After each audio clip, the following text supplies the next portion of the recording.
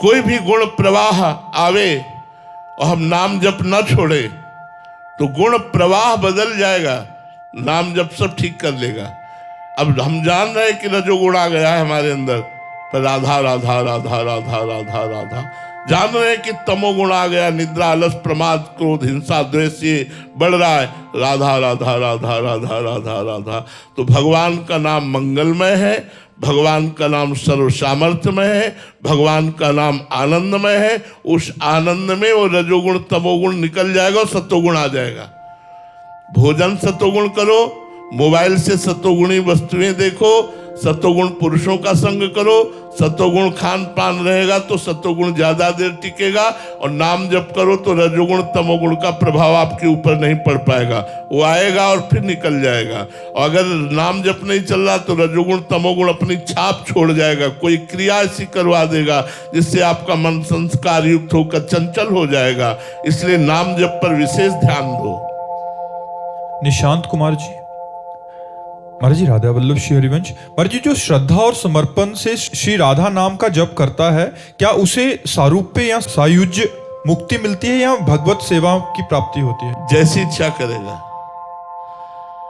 जो इच्छा करी हो मन माही, हरि प्रसाद कछु दुर्लभ नहीं। जो इच्छा करोगे, श्री जी की सेवा चाहोगे सेवा मिल जाएगी। अगर खूब भजन डट के हो रहा है, आप लक्ष्य को प्राप्त हो रहे, तो आप सारिष्ट सामीप्य सायुज्य एकत्व जो चाहेंगे वो प्राप्त हो जाएगा।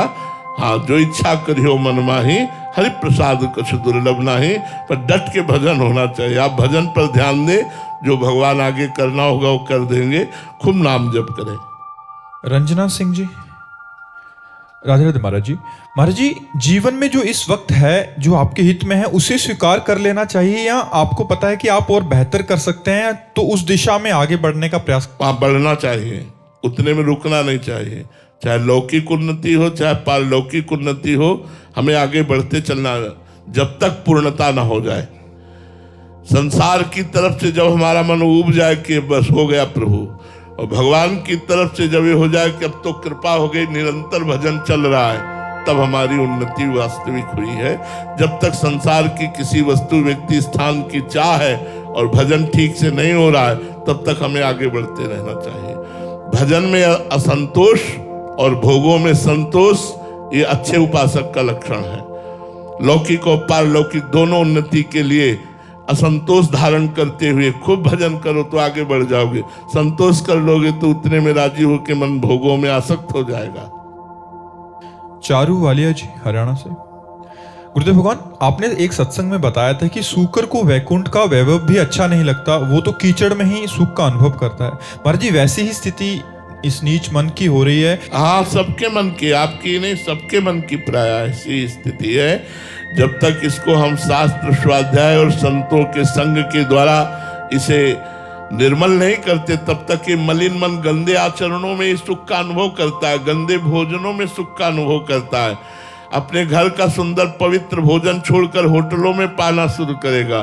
सात्विक अन्न छोड़कर अंडा मांस ये सब गंदी वस्तुएं, विचार व्यसन, ये सब गंदी, और जितना गंदा सोच सकता है, जितना गंदा कर सकता है, ये उतना ही भागेगा यदि इसे रोकोगे नहीं। इसे रोको पवित्र भोजन के द्वारा, सत्संग के द्वारा, साधु समागम में जो वचन मिले हैं उनके वचनों का पालन करने से धीरे धीरे मन ऊर्ध्वगामी होने लगता है। और ऊर्ध्वगामी मन को फिर ये सब नीच बातें अच्छी नहीं लगती हैं। इसलिए जब तक नीच बातें अच्छी लगती हैं तब तक डट कर भजन करो, खूब सत्संग सुनो, शास्त्रों का स्वाध्याय करो, पवित्र भोजन करो, पवित्र संग करो, तो मन फिर निर्मल हो।